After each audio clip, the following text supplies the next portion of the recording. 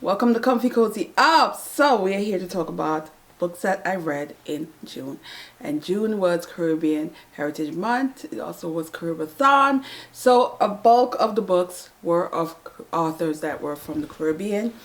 And I reviewed all the ones that were Caribbean, that were read during the Caribbean. And then I have a subscriber book and also another book that I did not review.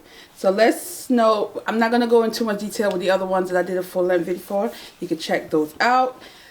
But let's talk about the first book that I read.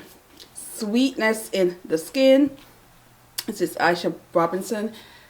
This is the first book I read in the month of June, right before Caribbean, and I had planned on doing a video talking about this book, but I didn't get to it. This is a story that is rooted in family and scars and cultural things that impacted a young girl. So we have this young girl who is living with her mother, aunt, and grandmother. And the relationship with her mother is very, very negative. And it is made her attach herself more to the aunt who loves and want to protect her. In this story, you are now following her need to be with her aunt who had moved away, and what she has to endure while she was with her mother to make it there. We're talking education wise, we're talking financially, and feeling alone and abandoned by our own mother. Its story is also heavily rooted in colorism, and you see that based on the grandmother who had two children whose fathers, none of their fathers were around. However, there's that idea that the lighter skin will have a better life, the lighter skin will give her more than the child with the darker skin.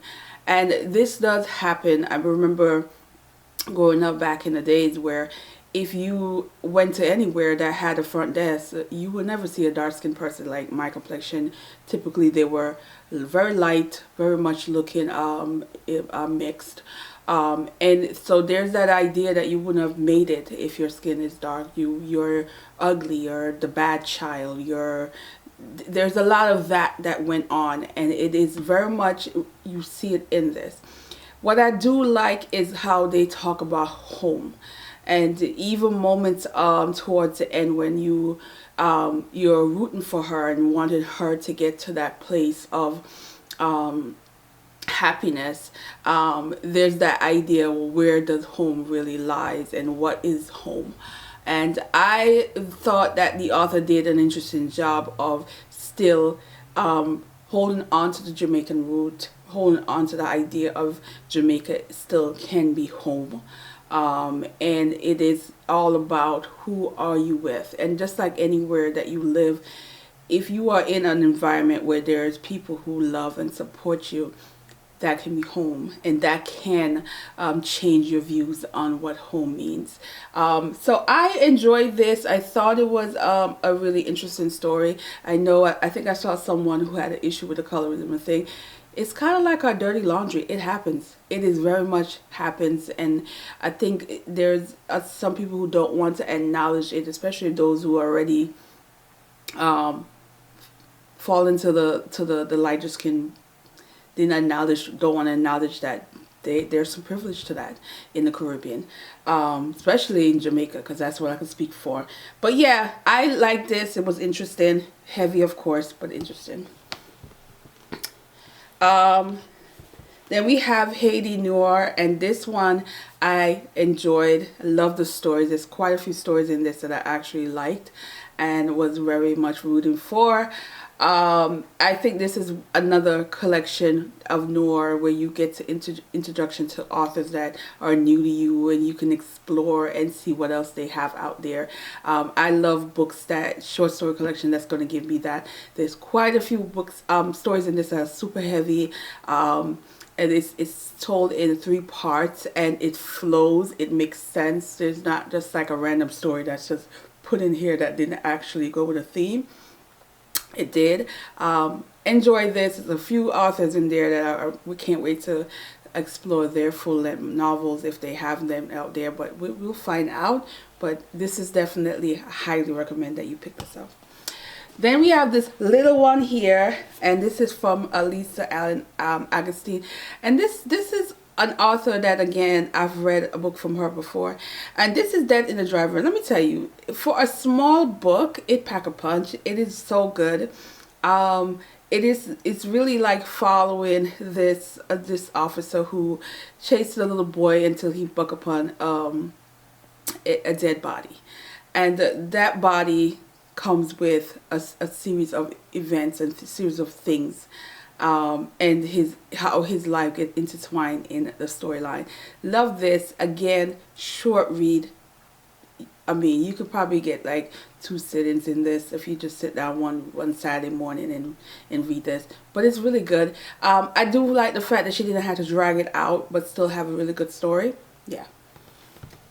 Then there is the book of the readathon. So this was a read-along book, Passion Tide, Monique Raffi. This is a story that I thought was very good. It is stemmed from Carnival, and in the Carnival there goes a tourist woman, a young woman who's plays drum pan in, and she's unalive, and so there's that. Here goes another woman that is unalive. What we gonna do about it? Is this gonna be one of those that nobody investigate? And so the women decided that they're not having it. They're going to fight and get justice, and speak of those other women who did not. This is so good. It is told with multiple perspectives. You get multiple characters in this, and it flows well. Where I am like, want to know what's gonna happen next.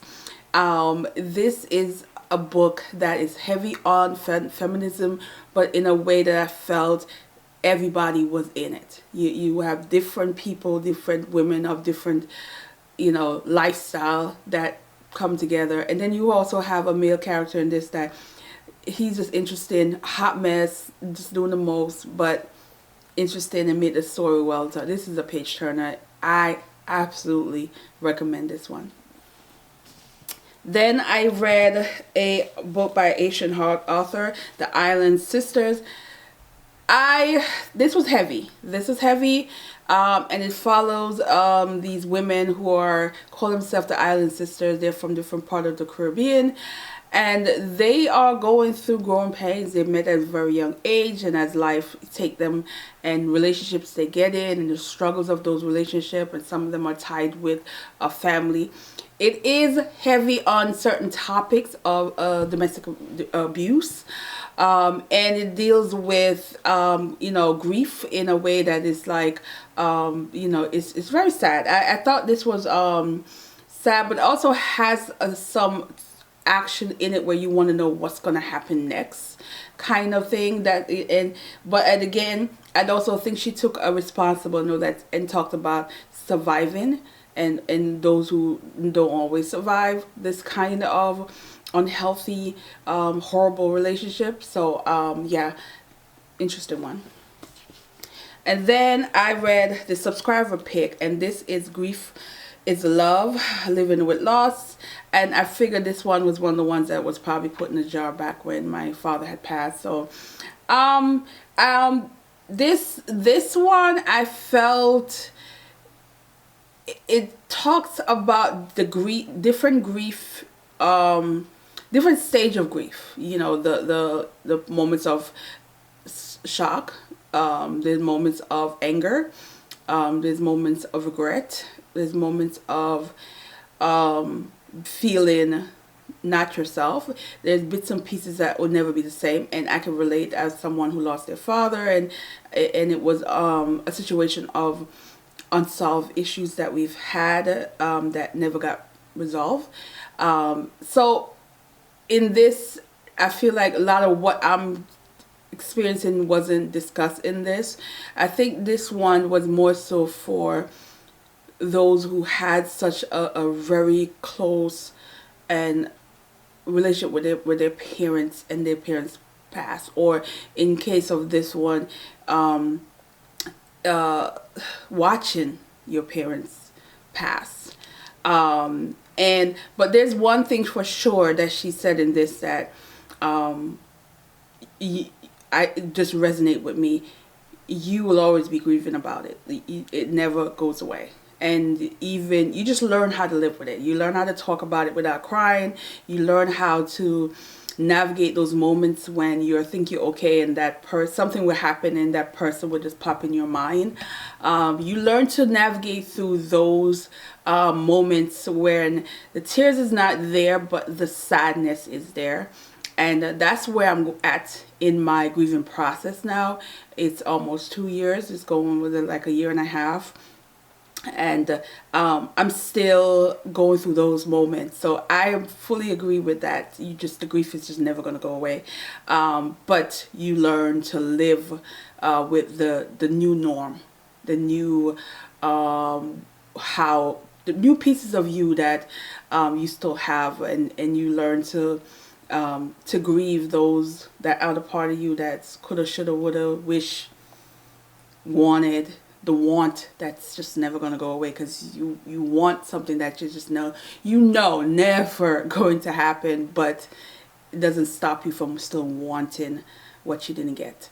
So I think this was helpful for those who are grieving and question their connection with people, and how not everyone is going to understand how you're grieving, or is going to be there for you every step of the way. So there's moments you might feel abandoned in your grief, but that comes with the territory. And there's some people who never understand what you want while you're grieving. That also comes with the territory. And so I appreciate the person who suggested this. I think I'm so self-aware while I'm reading this, that it kind of made me smile at times, because I'm like, oh yeah, I knew this, I felt this. Okay, this is normal. Okay, yeah, that kind of deal. But yeah, thanks.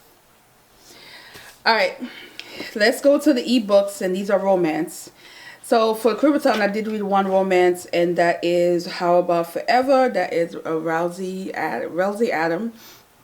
And this is a second chance situation. Two people who hooked up at their best friend's wedding, and a couple years go by, 2 years go by, and they are now having to see each other for the first time again at one of the friends' special event.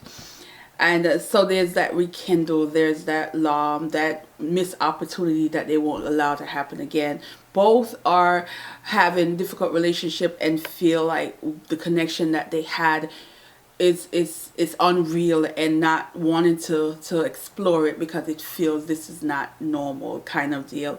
I love this in a way that it was cool, but it also was kind of like, I don't think this is like a... this one, what's the best way to put it? It was just okay. There's aspect of it I love. There's aspect of it that I feel like not as memorable as other books that I've read from the author. And there's some quick moments in this where I kind of was like, okay. But again, it's still a Caribbean story, and it is still have romance in it. So yeah. And I said I wasn't going to start the other books. When I did my summer reading list, I said, nope, not doing it. I am not going to be picking up Jaquel J yet. But when I picked the first book up and I started reading, I put it back down. I went back to it. This is a 5-book series, guys. And for June, I read 2 books. Currently on the end of the 4th one. And I'm going to finish the 5th one. So I will do a book talking about this urban fiction. But for the June, there's just 2 books, which is part 1 and part 2. But what I will tell you about the series is, it follows 3 sisters. There's a twin and a younger sister. And in this, we have them living in Staten Island and with men that's for the streets. That's the best way to put it. But it follows, in the beginning, it is like a prologue where they're 10 years earlier, and they're, fairly young, and what happened, and 10 years after, this is where the chapter starts.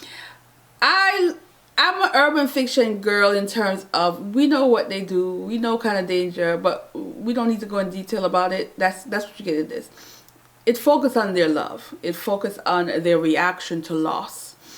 There are going to be people that's going to die. And what's interesting in this, of all the urban fiction I've read, I think it's the first time that I've read a crackhead character and actually like the character. So in this we have Justice, Liberty, and Free.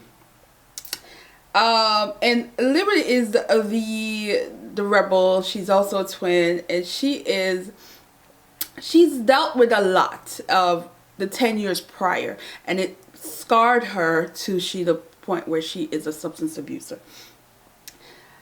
But I don't know why I like this woman's personality. I'm rooting for her to get clean. I'm rooting for her to get clean. I'm rooting for her to really like deal with what she never coped with, and really truly live her life. I'm rooting for her for that. I do like her no nonsense personality. She will cuss a person out. She don't care. You're not gonna tell her what to do kind of personality. Compared to the other sisters, where the other sisters to me are just like, they're like typical kept wives or kept girlfriends at this point, and none of them are married. But I like the crackhead one. Yeah. That's the best way I can put it. Another thing I like about the author, she does not drag anything, and she doesn't give you the typical results you think you're going to get. Like if something happened or somebody holding on to a lie forever, she ain't doing that. There's no holding on to a lie. They were like, you should tell, and sure enough they told. You should, yeah, except for when you get to book 4. I don't think that's gonna last long. There's a secret that's being held on, and rightfully so. I get why the character is holding on to that. But for the most part, there's no dragging of anything in this book. It is pretty much the author. It pops in the author head. We're gonna get a immediate something gonna happen to reveal something. So I like that, and I like I feel like, because this is me starting the beginning of her stories, because she's have so many books.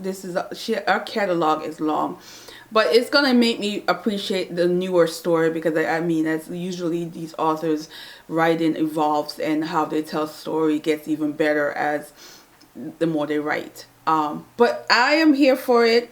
This might be the author that I gravitate. So if you're into urban fiction, again, this is a true urban fiction.